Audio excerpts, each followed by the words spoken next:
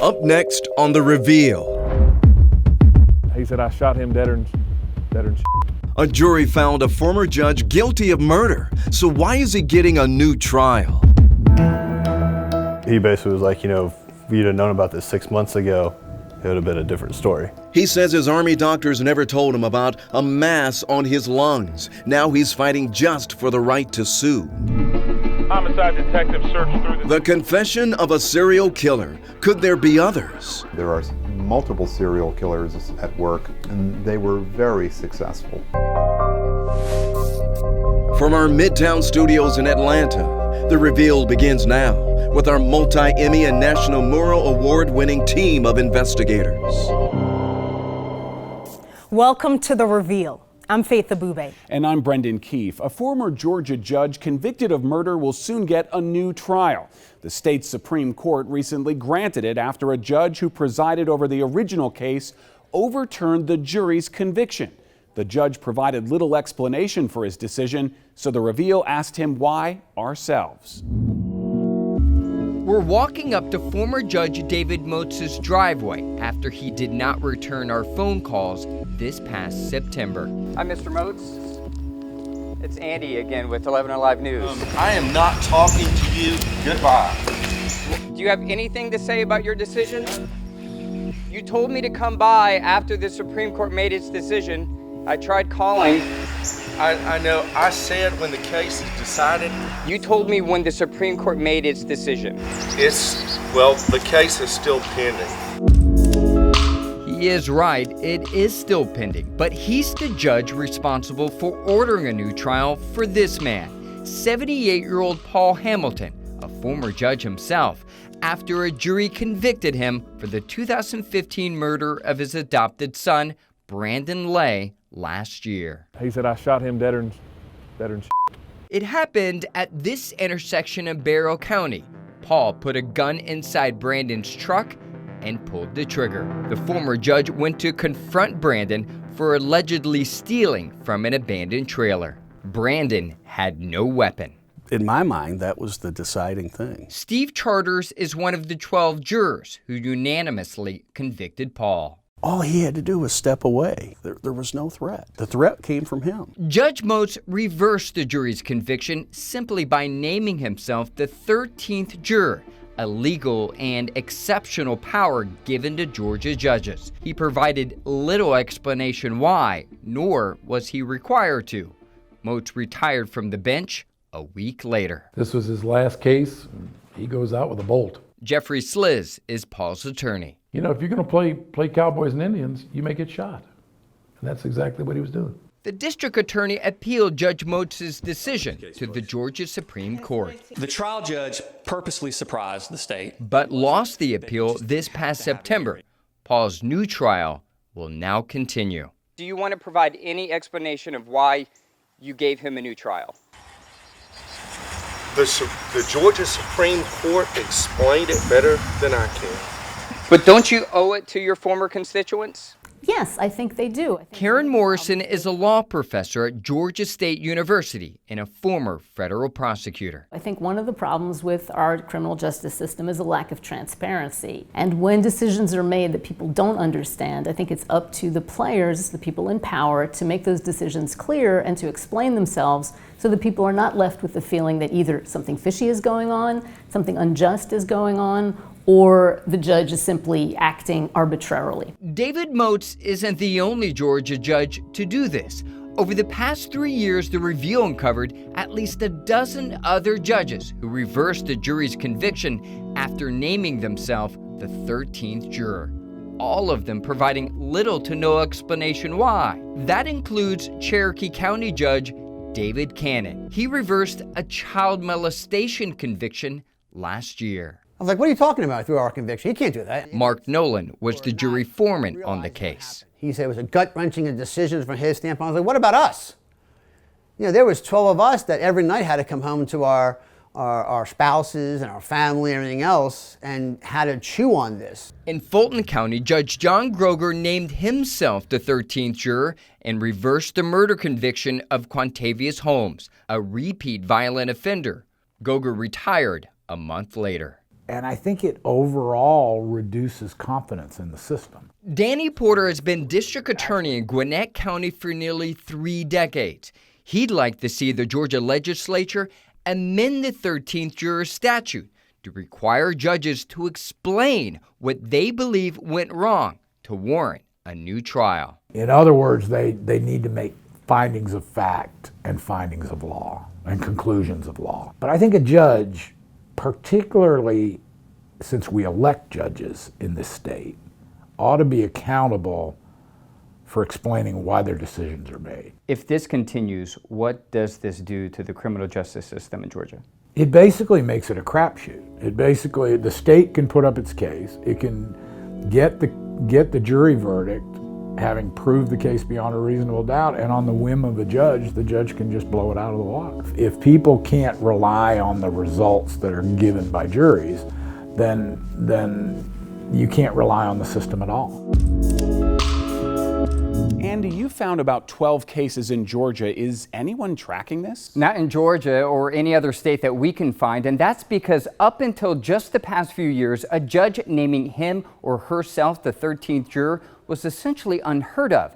District Attorney Danny Porter, who is a member of Georgia's prosecuting council, says this is something the state should be tracking. And what about Paul Hamilton's case? There's no date scheduled, but it will probably be sometime next year. The district attorney says it will move forward. Coming up on The Reveal, a Green Beret soldier fighting for his life on Capitol Hill. Going around trying to spread awareness about the issue and gain support on the bill. I did not even know.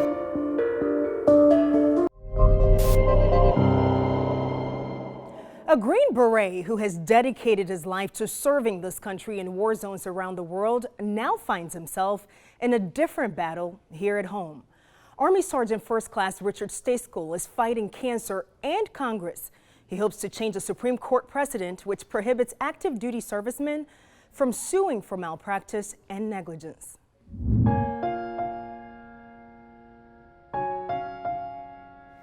I'd be lying if I said I didn't care. I mean, I definitely cared, but not in the sense of I cared about me. I just pictured my wife's face and my 2 daughters.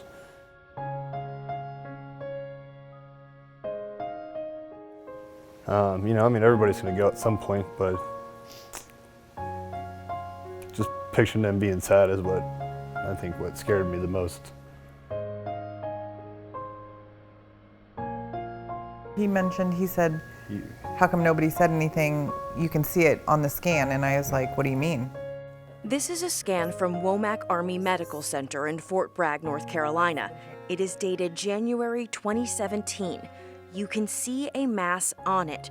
But Sergeant First Class Richard Stayskool and his wife Megan say no one ever told them about it. The Army let him go to dive school, eventually treated him for what they said was pneumonia, but never said anything about a tumor on his lungs. They were finally able to go to an off-post pulmonologist, but by then, something was really wrong. Stayskool learned he had cancer, and it was growing. He basically was like, if you'd have known about this 6 months ago, it would have been a different story. It was half the size, and it hadn't grown onto my trachea at the time. It had just been on my lungs. There was surgery and chemo. He takes 4 in the morning, 4 at night. But eventually, they got the news the cancer spread. Yeah, I was devastated. I didn't think it would happen. It was rough, and then just all the thoughts of everything kept coming back, and it was like, man, that whole, if it had been 6 months ago and somebody had told me. Then came what felt like a punch to the gut. Stayskool learned about the Feres Doctrine. It means he has no civil legal way to hold anyone accountable for what he's been through. When you go to seek any kind of anything, recourse or whatever you want to call it, the answer I kept getting was there's nothing you can do about it. I have the right to sue if somebody, a doctor, does something wrong to me. But just because he puts on a uniform, he cannot.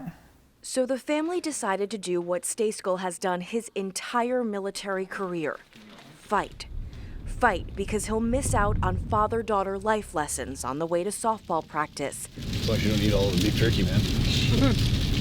All right, it's good. Supposed to share. fight because daughters Addison and Carly will have to lean on each other. You're gonna burn it. That's okay. I don't want my pancake bread. Thank you. And fight because eventually Stayskell knows he'll leave his family. My fear is, this day and age, it's so hard for people to make it with two parents.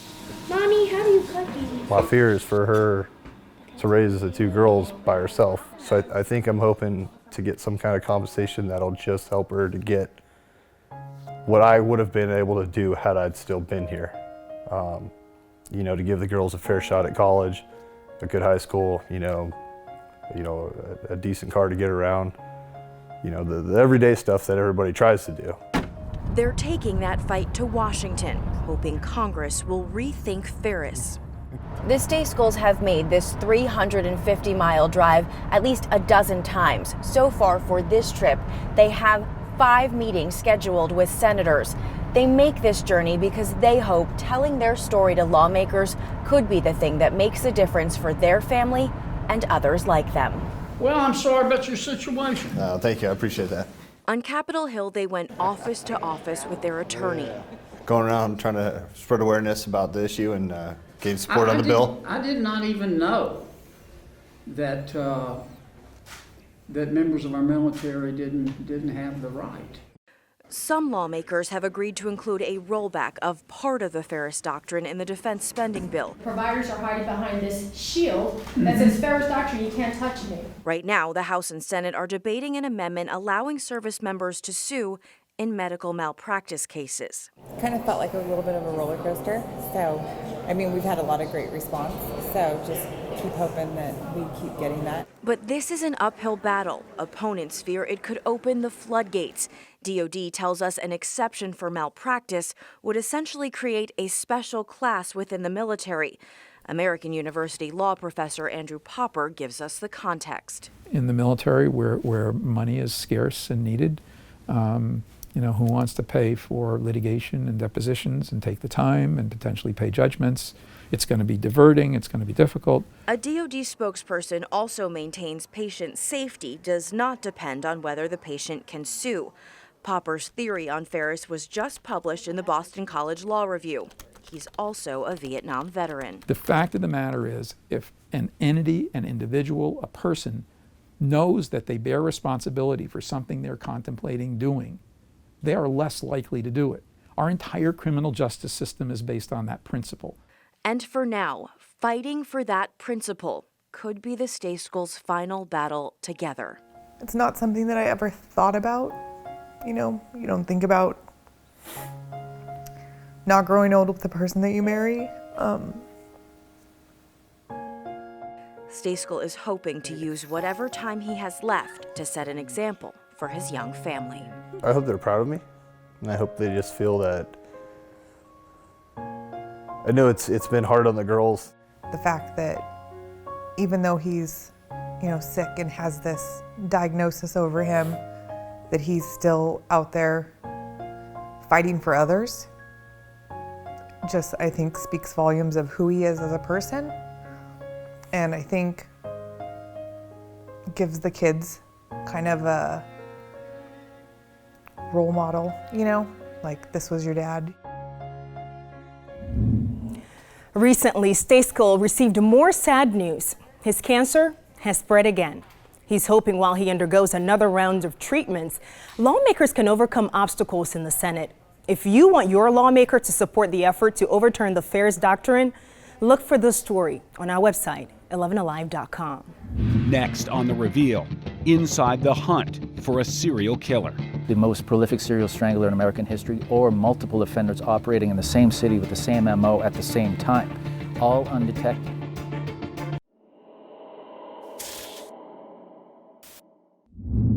He's the most prolific serial killer in the nation, and he's killed here in Atlanta. Samuel Little has confessed to 93 murders. The FBI says all of his confessions are credible. An Atlanta woman strangled in 1977 has been positively identified as one of Little's victims. It was our investigation a few years ago that predicted this serial killer's possible existence. and there could be others. Women were warned to lock their doors and look out for each other. She was beaten beyond recognition and strangled with a metal cord tightened around her throat. Our city, The women were all strangled and sexually assaulted. a hunting ground. At least a few who work the kill zone believe they have encountered the killer. More than 130 women strangled or asphyxiated over 4 decades. Homicide detectives searched through the thick brush of a southwest Atlanta lot looking for clues in the death of an unidentified woman. 100 cases reported unsolved. Was she killed here or did someone dump her body here? Now we are hunting the killers through time and across the continent. But our investigation starts here, the Atlanta Public Library. The killers have been hiding out in these drawers for years. Microfilm snapshots of murder. And now, 2 decades later, I'm searching for historic killers. Some of them caught and convicted, but most got away with murder. Could Atlanta really have more than 100 separate stranglers?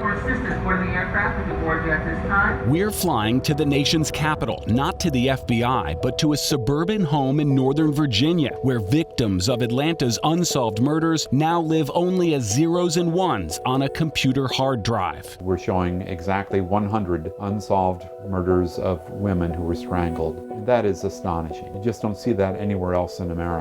Tom Hargrove started the nonprofit Murder Accountability Project, the most complete homicide database in the nation. We've assembled records now on 751,000 murders in the United States. What the algorithm does is try to group those into meaningful clusters of murders. The biggest cluster in the nation? Atlanta's strangulation murders. By far the largest series in modern history. The odds of this being 133 individual killers, I would bet my house that no, there are multiple serial killers at work, and they were very successful. The latest dead prostitute was found inside the Eastlake Elementary School. 9 Atlanta prostitutes were murdered in the mid-90s, and the city was looking for a serial strangler. But at least 5 individual killers were eventually caught. Did you kill him, Brian? Yet the killings continued. Her body found this morning in the 500 block of Fair Street. And multiple cases remain unsolved. It's almost as if you had a convention of serial killers who were stranglers, and you had them in Atlanta over many,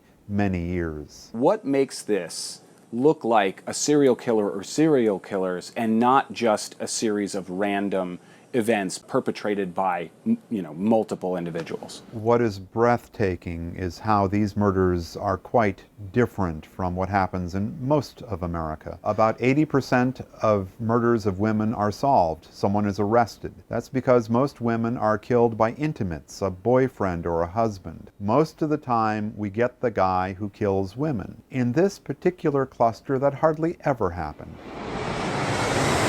While they're tracking the killings in Virginia, who is tracking the killers?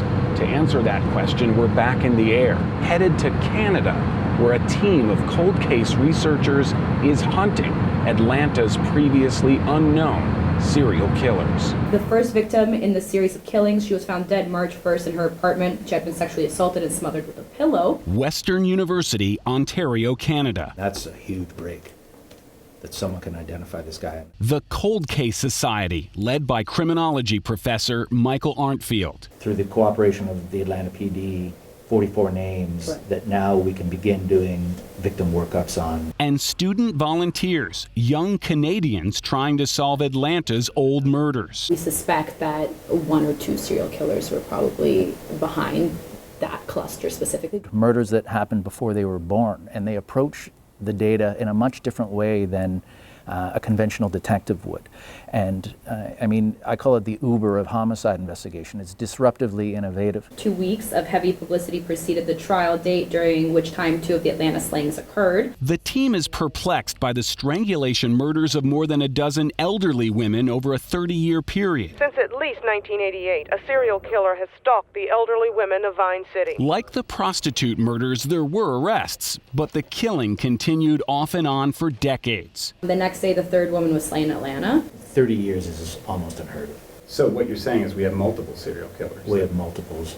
Yeah, it looks within just the subset of the elderly victims. This is not a small group. We're talking about either one very prolific, perhaps the most prolific serial killer in U.S. history. The most prolific serial strangler in American history, or multiple offenders operating in the same city with the same MO at the same time, all undetected. Our city, home to an unknown number of unidentified killers. With a serial killer in the neighborhood, it may be time to get a gun. Why do we feel pretty confident that you have multiple serial killers in Atlanta? Because of mathematics. Strangulation is relatively rare. It is not rare in Atlanta. The public is fascinated with Jeffrey Dahmer and the Zodiac and the Son of Sam. The most important killers are the ones we don't even know about yet. And what response did you get from the Atlanta Police Department after that story? APD took issue with the title, Atlanta's Hidden Serial Killers, saying they had no unsolved serial cases and there were no unidentified serial killers who had operated in our area. And now we know that was wrong? Yes, Samuel Little has confessed to killing multiple women in Georgia, including the strangulation of Lee Ann Helms from Atlanta, and that confession came after our investigation. Our experts say the numbers prove there are other serial killers as yet unidentified. Thanks for watching The Reveal, the nation's only weekly local investigative show. We'll see you next Sunday for The Reveal.